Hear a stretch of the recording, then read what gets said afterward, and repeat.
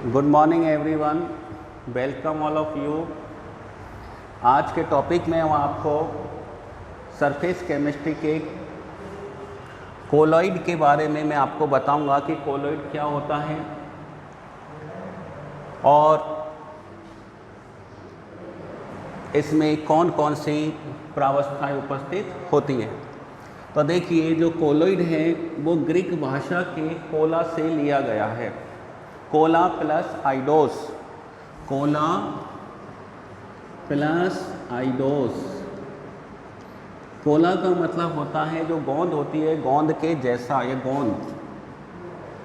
और आइडोस का मतलब होता है जैसा, गोंद जैसा। तो कोलाइड जो होता है वो कैसा होता है? गोंद जैसा होता है। अब हुआ क्या कि जो वैज्ञानिक थॉमस ग्राम था, कौन सा वैज्ञानिक? थॉमस ग्राम। तो अब वैज्ञानिक थॉमस ग्राम ने क्या किया कि NaCl, जिसे अपन नमक कहते हैं, तो NaCl के जलीय विलयन को जंतु झिल्ली से होकर गुजारा। जब उसे जंतु झिल्ली से होकर गुजारा तो वह जंतु झिल्ली के आर पार गुजर गया। जो जंतु झिल्ली के आर पार गुजर गया उसे थॉमस ग्राम ने क्रिस्टलॉइड कहा। क्रिस्टलॉइड, क्या कहा? क्रिस्टलॉइड। हिंदी में इसे क्रिस्टलाप कहते हैं, जो आर पार गुजर जाता है, आर पार गुजर जाता है। और जब उसी NaCl के एल्कोहली विलयन को जंतु झिल्ली के आर पार गुजारा तो वह आर पार नहीं गुजरता है। तो आप ये देखिए कि जब NaCl के जलीय विलयन को जंतु झिल्ली के आर पार गुजारा तो वह आर पार गुजर जाता है, लेकिन उसी NaCl के एल्कोहली विलयन को जंतु झिल्ली के आर पार गुजारा तो वह आर पार नहीं गुजरता है। और जो आर पार नहीं गुजरता है उसे वैज्ञानिक थॉमस ग्राम ने कोलॉइड कहा। क्या कहा? कोलॉइड। इसका मतलब ये हुआ कि जलीय विलयन में भी NaCl था और एल्कोहली विलयन में भी NaCl था। मतलब दोनों में जो पदार्थ था वो कौन था? NaCl था। फिर भी एक तो जंतु झिल्ली के आर पार गुजर रहा है और जो एल्कोहल में जो विलयन है वो जंतु झिल्ली के आर पार नहीं गुजर रहा है। तो इसका मतलब ये हुआ कि जो कोलॉइड होता है वो कोई पदार्थ नहीं होता है। कोलॉइड सिर्फ पदार्थ की एक अवस्था होती है जिसमें कणों का आकार 1 nm से लेकर 100 nm तक होता है। n का मतलब होता है नैनो, तो 1 नैनो का मतलब होता है 10 की घात -9। तो 10 की घात -9 मीटर से लेकर 100 नैनोमीटर, तो 100 × 10 की पावर कितनी हो जाएगी? -9 मीटर।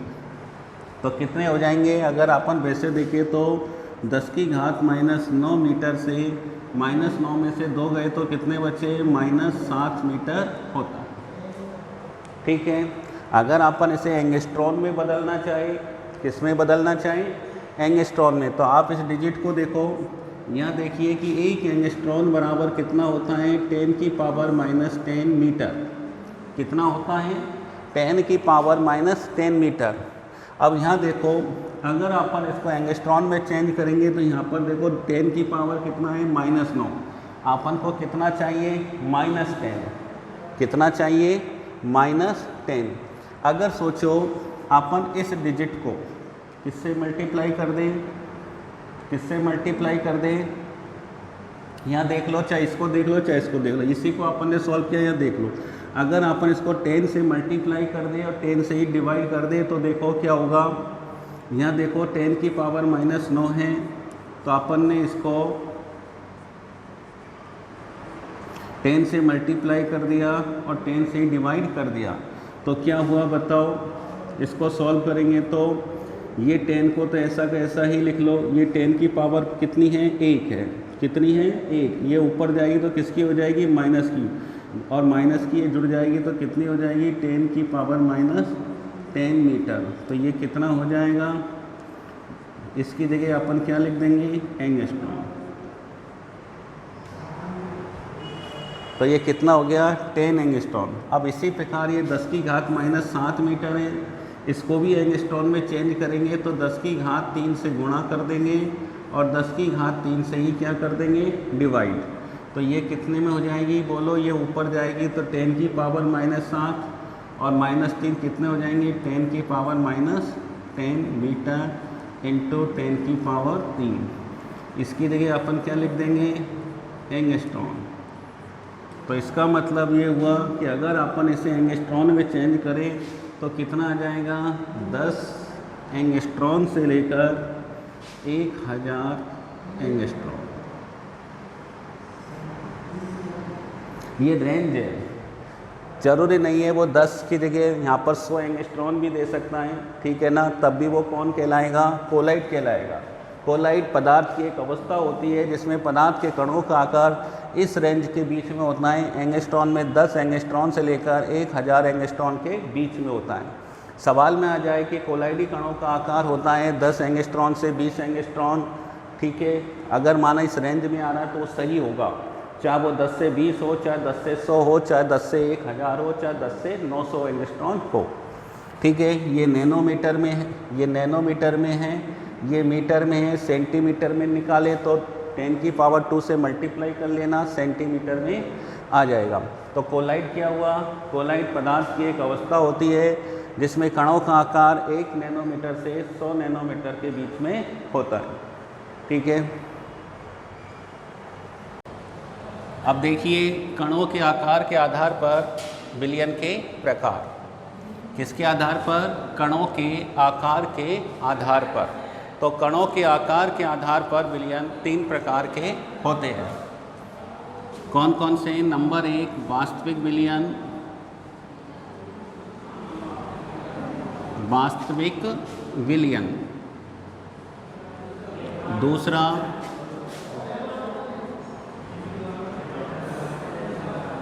कोलाइडी विलयन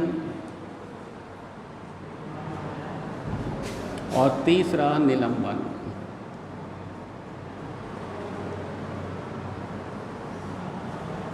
तो देखो इधर कणों के आकार के आधार पर विलयन 3 प्रकार के होते हैं, वास्तविक विलयन, कोलाइडी विलयन और निलंबन। इनके मैं तुलना कर रहा हूँ जिसमें इनकी परिभाषा और गुण दोनों ही आ जाएंगे। इधर आपन ने लिख दिया सीरियल नंबर, इधर आपन ने लिख दिया गुण, इधर आपन ने लिख दिया वास्तविक विलयन,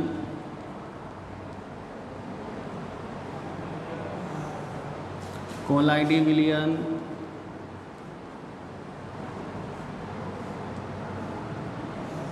और इधर अपन ने ये लिख दिया लास्ट में निलंबन, ठीक है।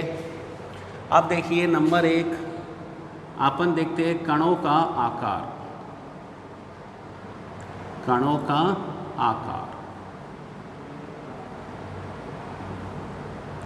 कणों का आकार।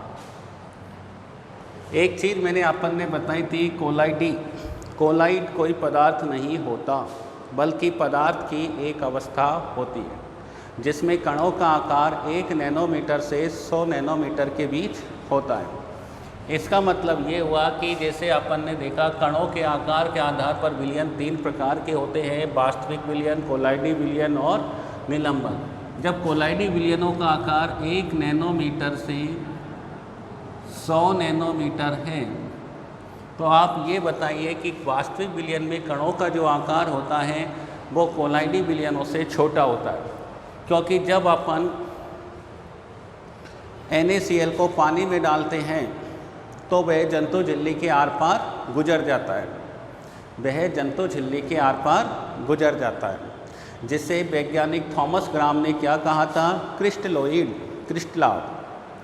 लेकिन जब अपन वही NaCl को एल्कोहल में घोलते हैं और फिर उसके विलयन को अपन जंतु झिल्ली के आर पार गुजारते हैं तो वह आर पार नहीं गुजरता, और जो आर पार नहीं गुजरता उसे अपन कोलाइड कहते हैं, ठीक है। तो देखिए वास्तविक विलयन का के कणों का आकार आर पार, वास्तविक विलयन के जो कण हैं वो आर पार गुजर जाते हैं, इसका मतलब इनका आकार इनसे छोटा होता है।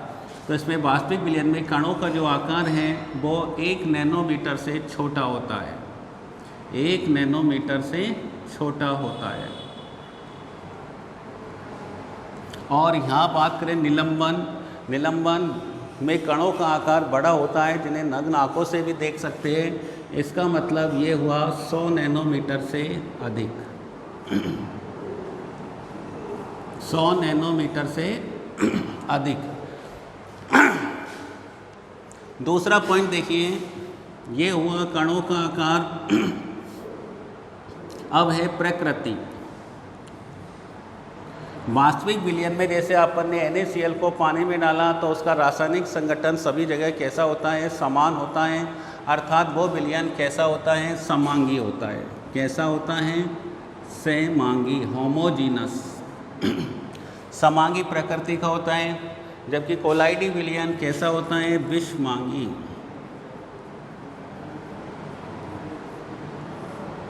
विषमांगी, हेटेरोजीनस। और ये भी कैसा होता है? विषमांगी। विषमांगी का मतलब होता है कि जिसका रासायनिक संगठन सभी जगह समान नहीं होता है, वो विषमांगी कहलाता है। कहीं ज़्यादा कहीं कम। तीसरा पॉइंट है कणों की दृश्यता।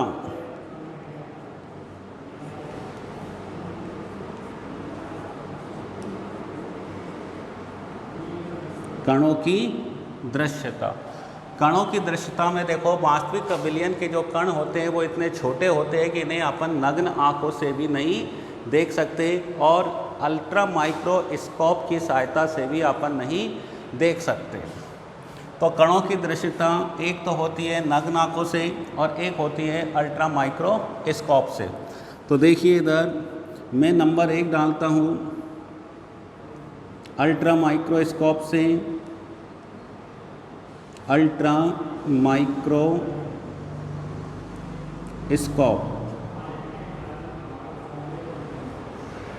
से तो इतने छोटे होते हैं कि अल्ट्रा माइक्रोस्कोप की सहायता से भी नहीं देखा जा सकता।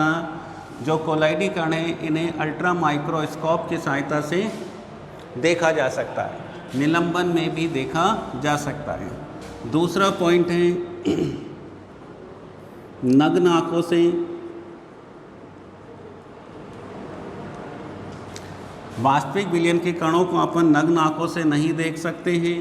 कोलाइडी विलयन के कणों को भी अपन नग्न आंखों से नहीं देख सकते, लेकिन निलंबन में कणों को अपन नग्न आंखों से देख सकते हैं। जैसे पानी में उपस्थित धूल के कण, पानी में उपस्थित धूल के कण।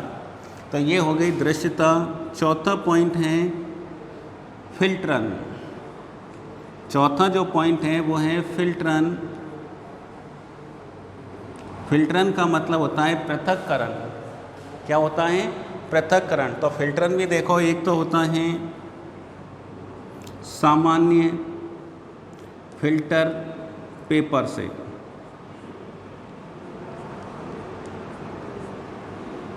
किससे? सामान्य फिल्टर पेपर से। कहने का मतलब जैसे अपन बताते हैं कि विलय और विलायक दोनों को जब अपन मिलाते हैं तो विलयन बन जाता है। इसी प्रकार यहाँ पर भी ध्यान रखना, 2 प्रकार की चीज़ें होती है। जिसे अपन विलायक बोलते हैं उसे परिक्षेपण माध्यम या वितरण माध्यम कहते हैं, और जिसे अपन विलय कहते हैं, विलय परिक्षिप्त प्रावस्था या वितरित प्रावस्था होती है। तो दोनों को अलग करना पड़ता है। तो सामान्य फिल्टर पेपर से यहाँ पर विलय और विलायक दोनों को अलग नहीं किया जा सकता, अर्थात वितरित प्रावस्था और वितरण माध्यम दोनों को अलग नहीं किया जा सकता सामान्य फिल्टर पेपर से, क्योंकि फिल्टर पेपर के छिद्रों का आकार बड़ा होता है, इसलिए जो कण होते हैं वो छिद्र के आर पार चले जाते हैं। इसमें भी कणों का आकार इतना छोटा होता है कि कण भी फिल्टर पेपर के आर पार चले जा सकते हैं। इसमें कणों का आकार बड़ा होता है, इसलिए जो कण है वो फिल्टर पेपर के ऊपर ही रह जाते हैं। दूसरा पॉइंट जो आता है फिल्ट्रन में, जंतु झिल्ली द्वारा। किसके द्वारा? जंतु झिल्ली द्वारा। जंतु झिल्ली में अपन ने पढ़ा था कि जो नमक का जो जलीय विलयन है वो कैसा होता है? समांगी होता है। वास्तविक विलयन होता है वो आर पार चला जाता है, और जो आर पार चला जाता है उसको अपन पृथक नहीं कर सकते। अर्थात जब कण आर पार ही चले गए तो उन्हें पृथक नहीं किया जा सकता। इसमें कणों का आकार छोटा होता है जंतु झिल्ली के छिद्रों से, इसमें कणों का आकार छोटा होता है लेकिन जंतु झिल्ली के छिद्रों से बड़ा होता है। ये ध्यान रखना, ये जो रेंज है ये हालांकि बहुत छोटी रेंज है, इसमें कणों का आकार बहुत छोटा होता है लेकिन जंतु झिल्ली के जो छिद्र है वो और भी छोटे होते हैं। जंतु झिल्ली के अंदर जो छिद्र होते हैं वो और भी छोटे होते हैं, इसलिए ये जो कण है वो जंतु झिल्ली के ऊपर ही रह जाते हैं। इसलिए जंतु झिल्ली के द्वारा कोलाइडी कणों का पृथक्करण किया जा सकता है। और निलंबन जो काम साधारण फिल्टर पेपर कर दे वो जंतु झिल्ली भी कर सकती है। कितने पॉइंट हो गए? 4 पॉइंट हो गए। 4 पॉइंट के बाद में जैसे मैं यहाँ लिख देता हूँ 5वां पॉइंट, प्रकाश विद्युत प्रभाव या प्रकाशीय गुण। कौन सा गुण? प्रकाशीय गुण। तो ऐसे ही अपन को 5वां पॉइंट डालकर लिखना है। तो देखो 5वां पॉइंट आता है प्रकाशीय गुण।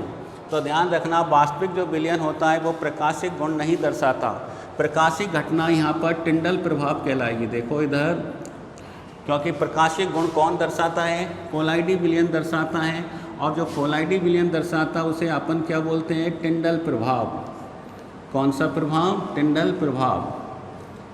बंद कमरे में जो झरोके से प्रकाश आता है तो अपन को प्रकाश का पथ दिखाई देता है। रात्रि में अपन किसी भी साधन के पीछे जाते हैं और मिट्टी उड़ती है तो अभी अपन को प्रकाश का पथ दिखाई देता है। तो यह घटना क्या कहलाती है? टिंडल प्रभाव। अर्थात जब प्रकाश को कोलाइडी विलयन में से होकर गुजारा जाता है तो प्रकाश का पथ दिखाई देता है। इसे प्रकाश ये गुण या टिंडल प्रभाव कहते हैं। क्योंकि ये जो प्रकाशिक गुण की जो खोज की थी वो वैज्ञानिक किसने की थी? टिंडल ने की थी, इसलिए इसका नाम टिंडल प्रभाव या टिंडल घटना रख दिया गया। निलंबन है जो टिंडल प्रभाव नहीं दर्शाता। तो टिंडल प्रभाव कौन सा दर्शाता है? केवल कोलाइडी विलयन। कौन सा विलयन? कोलाइडी विलयन। 6वां पॉइंट देखिए, प्रकाशिक गुण के बाद में ब्राउनी गति। ब्राउनी गति, ब्राउनी का मतलब होता है टेढ़ी मेढ़ी गति, जिग जैग गति। कौन सी गति? जिग जैग, टेढ़ी मेढ़ी गति। तो ये ध्यान रखना, ये भी एक वैज्ञानिक के नाम से ब्राउनी गति रखा गया है। वैज्ञानिक रॉबर्ट ब्राउन ने क्या किया? अल्ट्रा माइक्रोस्कोप की सहायता से कोलाइडी विलयन का अध्ययन किया और देखा कि जो कोलाइडी कण होते हैं वो विलयन में टेढ़ी मेढ़ी गति करते हैं, जिसे ब्राउनी गति कहते हैं। तो ये क्लियर हो गया, जो ब्राउनी गति है वो कौन दर्शाते हैं? वो कोलाइडी विलयन या कोलाइडी कण ही दर्शाते हैं। ठीक है ना? जो वास्तविक विलयन है वो ब्राउनी गति नहीं दर्शाते, निलंबन भी ब्राउनी गति नहीं दर्शाते। 7वां जो पॉइंट आता है वो अपन ले लेते हैं विद्युतीय गुण।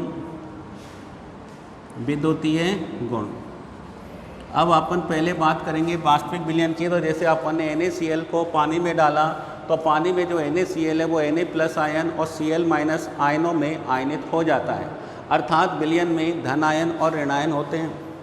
और जब अपन विद्युत क्षेत्र लगाएंगे तो जो विद्युत क्षेत्र लगाएंगे अपन, ये जैसे प्लस ले लिया और ये अपन ने माइनस ले लिया, तो जो ऋण आयन है वो कहाँ जाएंगे? धन की तरफ। और जो धन आयन है वो कहाँ जाएंगे? ऋण इलेक्ट्रोड की तरफ। तो ध्यान रखो, वास्तविक विलयन में जैसे विद्युतीय गुण की बात करते हैं तो धन आयन ऋण इलेक्ट्रोड की ओर और ऋण आयन धन इलेक्ट्रोड की ओर गमन करते हैं। अर्थात जो आयन है वो विपरीत इलेक्ट्रोडों की ओर गमन करते हैं। अब बात करते हैं कोलाइडी कण की। तो कोलाइडी कणों के ऊपर भी धनावेश होता है या फिर ऋणावेश होता है। तो कोलाइडी कण भी विपरीत इलेक्ट्रोडों की ओर गमन करते हैं। अर्थात वास्तविक विलयन में आयन विपरीत इलेक्ट्रोडों की ओर गमन करते हैं और कोलाइडी विलयन में कोलाइडी कण विपरीत इलेक्ट्रोडों की ओर गमन करते हैं। और निलंबन में विद्युतीय गुण नहीं पाया जाता, अर्थात ये किसी भी इलेक्ट्रोड की ओर गमन नहीं करते। 8वां पॉइंट अपन देखें तो गुरुत्वाकर्षण का प्रभाव देखिए।